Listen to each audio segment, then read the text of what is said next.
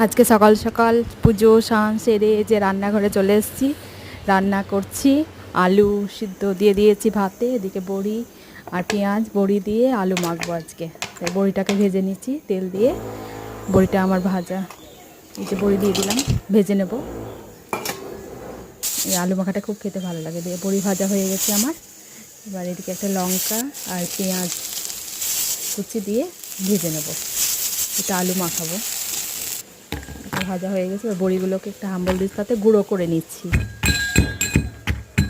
গুঁড়ো হয়ে গেছে। এবার লঙ্কাটাকে একটু মেখে নেব লবণ দিয়ে। এই যে আলু সিদ্ধগুলো তুলে নিয়েছি, আলুগুলোকে ভালো করে মেখে নেব। সব কিছু দিয়ে আলুগুলোকে মেখে নেব, আলুটাকে মেখে নেব। এই আলু মাখাটা খেতে খুব ভালো লাগে।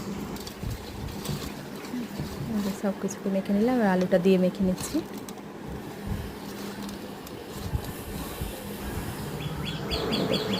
খেতেও একবার বানিয়ে দেখতে পারেন, ভালো খেতে হয়। এবার আমি মাছের ডিম এনেছিল, মাছের ডিমের বড়া করেছি। আর এই যে মাছ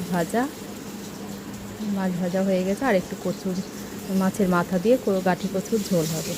তাই কচুটাকে সিদ্ধ করে নিয়েছি একটু পেঁয়াজ কুচি দিয়ে।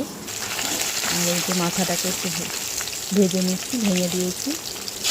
কচুটাকে ঢেলে দিলাম। আমার রান্না কমপ্লিট।